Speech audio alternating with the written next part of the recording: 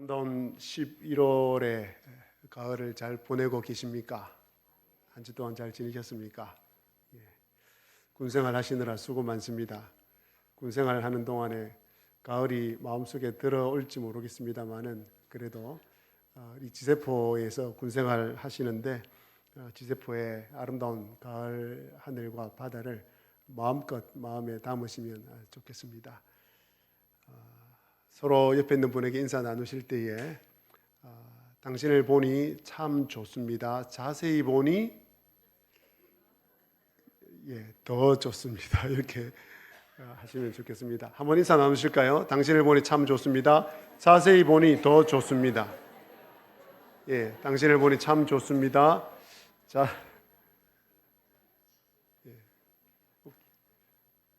직구전 분들도 자세히 보니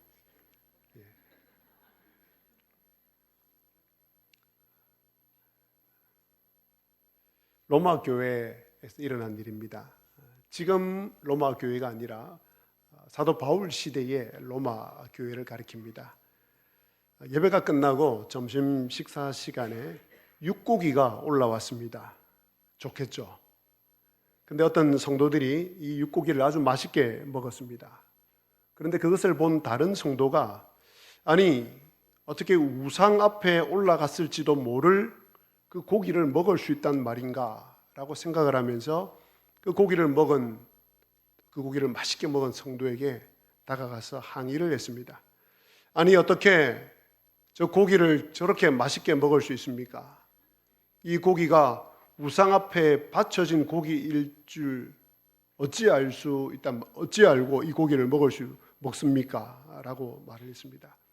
그러자 고기를 먹은 성도가 대답을 합니다. 성도님은 믿음이 참 약하네요. 믿음이 그렇게 약해서 되겠습니까? 성경에 뭐라고 했습니까?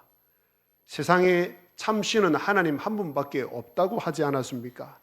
우상은 다 가짜라고 하지 않았습니까? 그러니 걱정하지 말고 우상 앞에 바쳐진 고기든 바쳐지지 않은 고기든 그냥 마음 놓고 드세요 라고 말을 했습니다. 그러자 고기를 먹지 않은 성도는 자신을 보고 믿음이 약하다고 말한 것 때문에 기분이 나빴고 두 사람 사이에 다툼이 일어났습니다. 결국 로마 교회는 전체 성도들 안에 우상 앞에 바쳐진 고기를 먹는 문제 때문에 큰 싸움이 일어나고 말았습니다. 이 싸움이 얼마나 심각했던지 바울 사도는 편지를 쓰면서 이 사실을 언급합니다. 그러면서 믿음이 강한 성도들에게 믿음이 약한 성도들을 받아들이라고 말합니다. 그들의 의견을 비판하지 말라고, 그들의 의견을 논쟁거리로 삼지 말라고 말해줍니다. 1절입니다. 믿음이 약한 자를 너희가 받되 그의 의견을 비판하지 말라. 그러면서 바울 사도는 2절에서 이렇게 말합니다. 어떤 사람은 모든 것을 먹을 만한 믿음이 있고 믿음이 연약한 자는 채소만 먹느니라. 2절에서 무엇을 알 수 있습니까? 교회 안에 믿음이 강한 성도가 있고 믿음이 약한 성도가 있다는 것입니다. 그래서 각자의 믿음의 정도에 따라서 고기를 먹거나 채소를 먹을 수 있다는 것입니다. 그렇기 때문에 우상의 제물, 우상 앞에 드려진 고기를 먹는 강한 자는 먹지 않는 믿음이 약한 자를 업신여기지 말고 반대로 먹지 않는 연약한 자는 먹는 자를 비판하지 말라고, 정죄하지 말라고 이야기를 합니다. 여러분, 하나님은 선하시고 또 하나님께서 지은 모든 만물이 선하기에 모든 음식도 선합니다. 그러므로 모든 음식은 다 먹을 수 있습니다. 그런데 구약에 보면 먹지 말라고 한 음식이 있습니다. 그것은 그 음식이 선하지 않기 때문이 아니라 구약 성도들이 하나님의 언약 백성임을 구별하기 위해서 일시적으로 정한 것입니다. 이 정한 것은 제의적 정함입니다. 즉 제의적으로 부정한 것이지 의식을 위해서 부정한 것이지 그 음식 자체가 부정한 것은 아닙니다. 모든 음식은 다 먹어도 됩니다. 그런데 교회에 나온 지 얼마 안 되는 분 중에 구약 성경을 보니까 먹지 말라고 한 음식이 있고 또 우상 앞에 바쳐진 음식을 먹지 말라고 한 걸 읽고 나서 음식을 먹으면 이런 음식을 먹으면 안 되는구나라고 생각을 했습니다. 자, 그런 처음 나온 분들, 믿음이 약한 분들, 그렇게 생각하는 분들을 믿음이 강한 분들이 업신여기면 안 됩니다. 그들의 그 생각과 의견을 비난하면 안 됩니다. 자신은 믿음이 강해서 그런 고기들, 어떤 음식이든 다 먹을 수 있다고 생각하여서 그런 연약한 믿음을 가진 성도들 앞에서 마음껏 고기를 먹으면 안 됩니다. 그러면 왜 서로 업신여기거나 비판해서는 안 됩니까? 3절 말씀 때문입니다. 먹는 자는 먹지 않는 자를 업신여기지 말고 먹지 않는 자는 먹는 자를 비판하지 말라. 자, 그래놓고 뭐라고 이야기합니까? 이는 그렇게 해야 되는 이유는 하나님이 그를 받으셨습니다. 하나님께서 먹는 자와 먹지 않는 자 모두를 받으셨다고 합니다. 그리고 두 부류에 속한 사람들 모두 다 주님께 속한 종이라는 것입니다. 주님의 백성이라는 것입니다. 바울 사도는 이 사실이 매우 중요하였기에 이렇게 혼을 내고 있습니다. 로마 교회 성도들을 향해서 4절입니다. 남의 하인을 비판하는 너는 누구냐? 즉 하나님께서 받으신 성도를 네가 뭔데 업신여기고 비판하느냐라는 말입니다. 일반적으로 한번 생각을 해보겠습니다. 일반적으로 남의 하인을 비판하면 됩니까? 안 됩니까? 안 됩니다. 왜냐하면 그 하인을 비판할 수 있는 사람은 그 주인밖에 없습니다. 그 주인을 제쳐두고 그 주인에게 속한 하인을 비판하는 것은 월권 행위이고 주인으로부터 혼이 날 일입니다. 그 종이 서 있든지 넘어지든지 그것은 주인이 상관할 일이고 주인이 책망할 일입니다. 자, 그렇다면 믿음이 약한 자를 업신여기고 또 믿음이 강한 자를 비판하는 것은 내가 그 사람의 주인 노릇하겠다는 것입니다. 내가 하나님 노릇하겠다는 것입니다. 하나님께서 고기를 먹지 못하는 성도를 받았습니다. 인정하였습니다. 그런데 그런 성도를 업신여기는 것은 하나님을 멸시하는 행위입니다. 또 하나 일반적인 이야기를 하나 생각해 보십시다. 일반적으로 진짜 힘 있는 사람, 진정한 강자는 어떤 사람입니까? 약한 사람을 도와주는 사람입니다. 만일 자신이 가지고 있는 그 강함을 가지고 약한 사람을 업신여기고 자기 마음대로 주장하는 사람은 강한 사람이 아니라 악한 사람입니다. 마찬가지입니다. 교회 안에서 믿음이 좋다고 믿음이 강하다고 생각하는 사람들 중에 믿음이 약한 사람들을 업신여기는 사람이 있습니다. 로마 교회 이때도 있었고 교회 역사가 시작된 그때로부터 지금까지도 있습니다. 자기보다 신앙생활, 경건생활 잘 못하는 것을 보고 자기처럼 하지 않는다고 믿음이 연약한 사람들을 업신여기는 사람이 있습니다. 그런 사람은 믿음이 강한 사람이 아니라 악한 사람입니다. 교만한 사람입니다. 하나님 자리에 서 있는 사람입니다. 반대로 진짜 믿음이 강하고 믿음이 좋은 사람은 연약한 성도들의 그 연약함을 잘 받아줍니다. 그들의 연약함에서 나온 의견이라 할지라도 그 의견을 비난하지 않습니다. 그가 좀 부족하더라도 신학적인 지식이 좀 없어서 실수를 하더라도 잘 수용해주고 포용해줍니다. 그리고 믿음이 연약한 성도를 위해서 기도해줍니다. 그 사람이 믿음이 강한 사람이 될 때까지 곁에서 잘 도와주고 또 믿음이 강할 때까지 기다려줍니다. 바로 없기는 저와 여러분 모두가 진정한 믿음이 강한 사람, 믿음이 좋은 사람이 되시기를 바랍니다.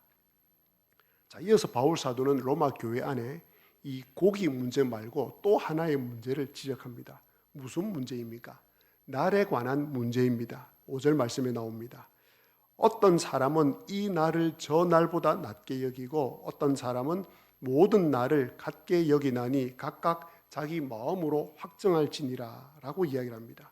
무슨 말이냐면 로마 교회 안에 어떤 사람은 모든 날이 다 거룩하지만 그래도 주일이 더 거룩하다라고 생각을 했습니다. 하지만 어떤 사람은 모든 날이 다 거룩하기에 모든 날을 주일처럼 생각하고 살아야 된다고 이야기를 했습니다. 여기에 대해서 바울 사도가 뭐라고 합니까? 각각 자기 마음에 정한 대로 하라고 합니다. 대신 자기 생각을 자기가 정한 것을 다른 사람에게 강요하거나 비판하지 말라고 합니다. 5절 말씀입니다. 어떤 사람은 이 날을 저 날보다 낮게 여기고 어떤 사람은 모든 날을 같게 여기니 각각 자기 마음으로 확정할지니라 라고 말입니다. 오늘날 교회 안에도 이런 부분이 많습니다. 죄냐 죄가 아니냐, 진리냐 진리 아니냐의 문제가 아닙니다.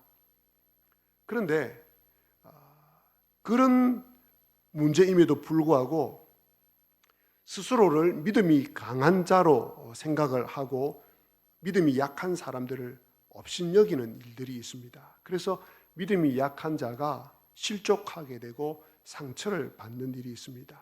또 믿음이 약한 자는 믿음이 강한 자가 그리스도께서 주시는 그 자유함을 가지고 그냥 자유롭게 이것저것 거리낌 없이 하는 것을 보고 경건하지 못하다라고 이야기하고 비난하는 일이 있습니다.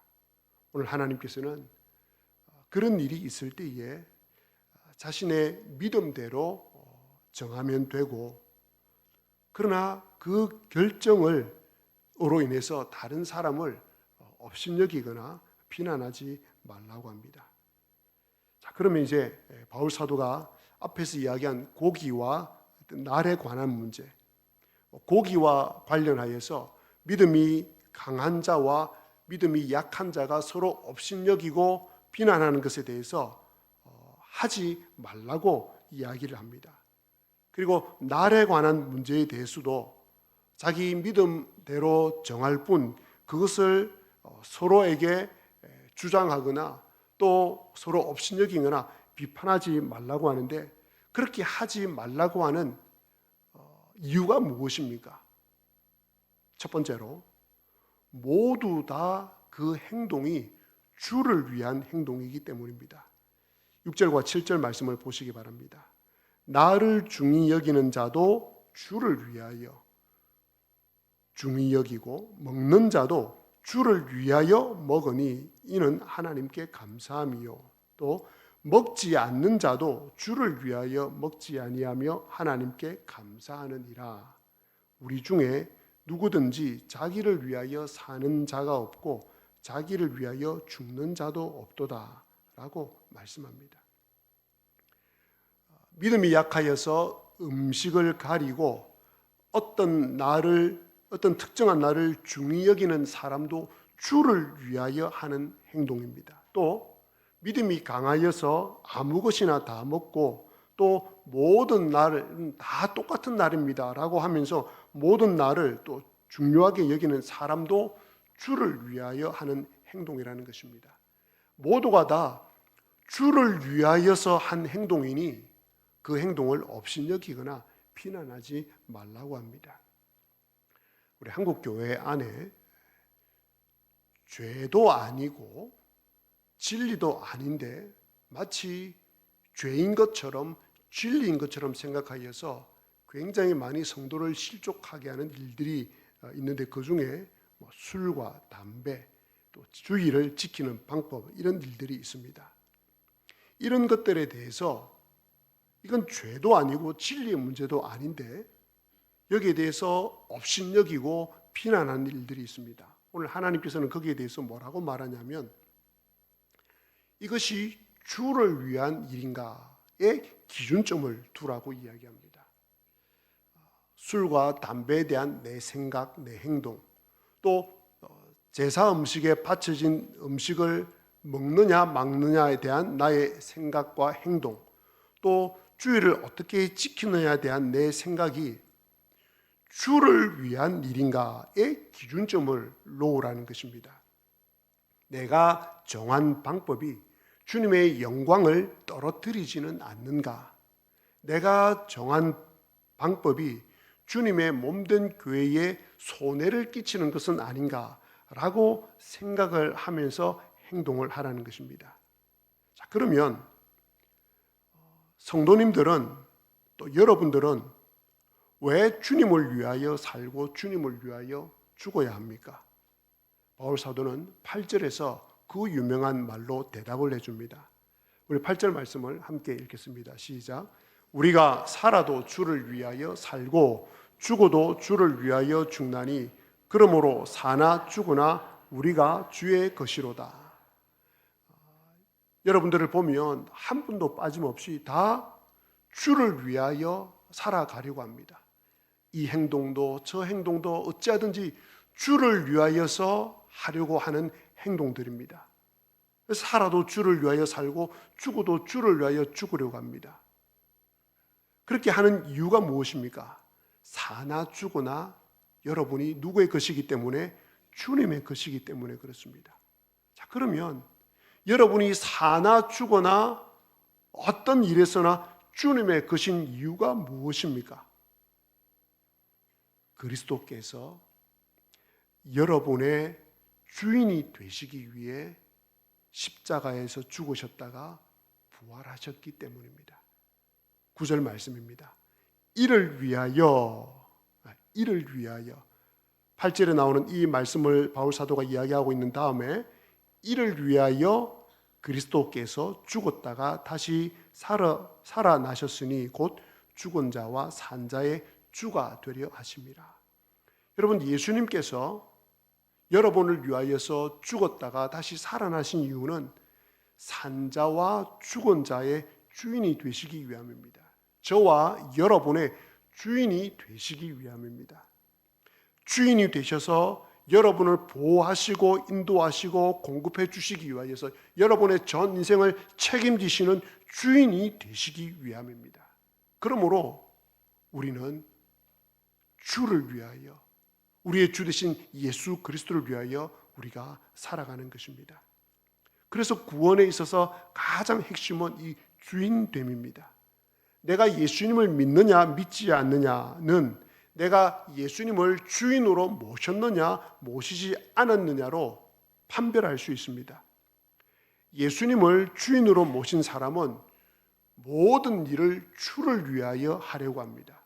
예수님께서 원하시는 대로, 예수님께서 기뻐하시는 대로, 예수님께서 세우신 피로 값주고 사신 몸된 교회를 위하여, 교회에 흠집이 나지 않도록 하기 위하여 그렇게 살아가려고 합니다. 놀랍게도, 참 신기하게도 예수님을 믿는 사람과 믿지 않는 사람을 이 기준으로 하면 분명하게 선이 그어집니다. 안 믿는 분들에게 나가서 붙잡고 그 누구라도 물어보십시오. 당신은 예수 그리스도를 위하여 살아가십니까? 당신은 모든 일을 주를 위하여 하십니까? 하나님께서 기뻐하시는 대로 하나님의 영광을 위하여 당신이 하십니까? 예수님이 그 안에 없는 사람은 단 한 명도 그에 대해서 대답을 하지 못합니다. 그런데 예수님이 그 안에 있는 사람은, 예수님을 믿는 사람은 이 질문에 대해서 예라고 대답을 합니다. 왜 대답이 가능하냐면 죽으셨다가 부활하신 그 예수님이 그 마음 가운데 있기 때문에, 성령님께서 계시기 때문에, 성령님께서 그렇게 우리를 인도하시기 때문에 예라는 대답이 나오는 것입니다. 자, 이제 두 번째로 믿음이 연약한 자는 믿음이 강한 자를 비판하지 말고 믿음이 강한 자는 믿음이 연약한 자를 업신여기지 말아야 되는 이유는 여러분 모두가 다 하나님의 심판대 앞에 설 것이기 때문입니다. 바울 사도는 하나님의 심판이 분명하기 때문에 이렇게 호통을 치고 있습니다. 10절에 네가 어찌하여 내 형제를 비판하느냐, 어찌하여 내 형제를 업신여기느냐, 우리가 다 하나님의 심판대 앞에 서리라. 하나님의 심판대가 있음을 너희들이 알지 못하느냐? 너희들 그렇게 하면 하나님 앞에서 심판을 받을 것인데 어찌하려고 그러느냐? 라고 호통을 치고 있습니다. 그러면서 바울 사도가 이것이 분명한 사실임을 재확인시켜 주기 위해서 구약성경에 나오는 구약성경 이사야 45장 23절을 11절에서 인용을 합니다. 11절을 읽겠습니다. 기록되었을 때 주께서 이르시되 내가 살았노니 모든 무릎이 내게 꿇을 것이요 모든 혀가 하나님께 자백하리라 하였느니라. 뭐라고 말씀합니까? 주께서 이르시되 내가 살았노니, 하나님께서 말씀하십니다. 이사야에게 내가 살아있다고 말합니다. 내가 살아있기에 모든 무릎이 내 앞에 꿇게 될 것이라고 합니다. 모든 혀가 자신이 말한 모든 것, 자신의 입술로 말한 그 모든 것을 내 앞에서 자백하게 될 것이라고 말합니다. 숨김없이 다 이야기하게 될 것이라고 말합니다. 왜요? 내가 살았으니. 그래서 바울 사도는 이 인용 구절을 근거로 12절에서 이렇게 결론을 내립니다. 이러므로 우리 각 사람이 자기 일을 짓고 하리라. 우리 각 사람이 자기가 행한 그 모든 일을 하나님께 다 자백하고 아뢰고 계산해야 되고 심판받을 것이라고 말합니다. 저와 여러분 모두는 마지막 날에 하나님의 심판대 앞에 설 것입니다. 물론 이 심판은 불신자들처럼 영원한 멸망을 받는, 영원한 멸망과 영생을 나누는 심판은 아닙니다. 예수님을 믿는 여러분들에 대한 심판은 다른 심판입니다.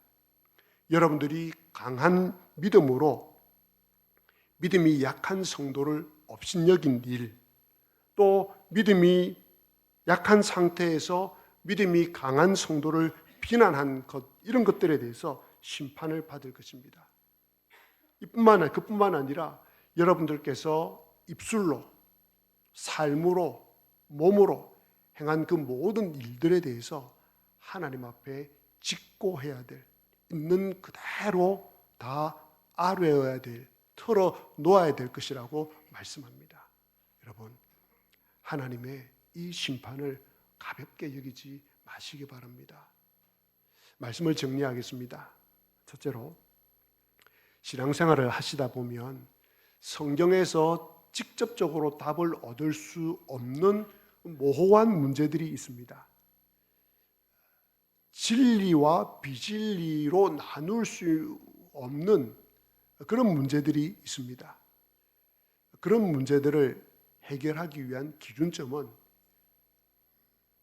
그 일이, 내가 하려고 하는 그 일이, 행동이 주를 위한 일이냐 아니냐 하는 것입니다. 이 일이, 나의 이 행동과 이 말이 교회의 덕을 세우느냐 세우지 않느냐, 성도를 세우느냐 세우지 않느냐 하는 것으로 기준점을 삼으라고 말씀합니다. 또 두 번째는, 그런데 여기서 문제점이 하나 있는데, 자신이 세운 그 결정, 그것이 주를 위한 일, 교회를 위한 일이라고 하면서 나와 의견이 다른 사람을 업신여기고 비난한다는 것입니다. 여기에 참 우리의 안타까움이 있습니다. 여러분 모두가 다 주를 위하여 한다고 말씀을 합니다. 내 행동이 주를 위하여서, 교회를 위하여서, 성도를 위하여서 한 행동이라고 합니다. 여기까지는 다 잘하셨습니다. 그런데 그것이 다른 사람과, 다른 사람의 행동, 다른 사람의 의견과 부딪힐 때 문제가 생깁니다. 그럴 때 나와 다른 사람을 업신여기고 비난한다는 것입니다. 여기에 주님께서 오늘 가장 큰 문제가 있다고 말씀하십니다. 진짜 주를 위하여 일을 하는 성도는, 진짜 교회의 덕을 세우려는 성도는 상대방의 믿음이 연약해서 한 행동에 대해서 업신여기지 않습니다. 만일 오늘 세 번째 정리인데, 주를 위하여서 일한다고 하면서 자신보다 믿음이 연약한 성도를 업신여기고 반대로 자신보다 믿음이 강한 성도를 비난하면 그 행동으로 마지막 날에 심판대 앞에 설 것이라고 말씀합니다. 사랑하는 교우 여러분, 여러분은 믿음이 강한 성도입니까? 그러면 믿음이 약한 성도를 업신여기지 마시기 바랍니다. 여러분이 혹 믿음이 약한 성도입니까? 믿음이 강한 성도를 비판하지 마시기 바랍니다. 업신여김과 비판은 교회를 무너뜨리는 것입니다. 주님의 몸된 교회를 무너뜨리는 것이고 주님의 그 영광스러움을 훼손시키는 일입니다. 그 모든 일들은 하나님 앞에서 심판을 받게 될 것입니다. 바로 없기는 업신여김과 비판이 없는 우리 지세포 교회, 품어주는 교회, 자비가 넘치는 교회, 긍휼이 넘치는 교회, 사랑이 넘치는 교회가 저와 여러분으로 말미암아 만들어져 가기를 주님의 이름으로 기원합니다.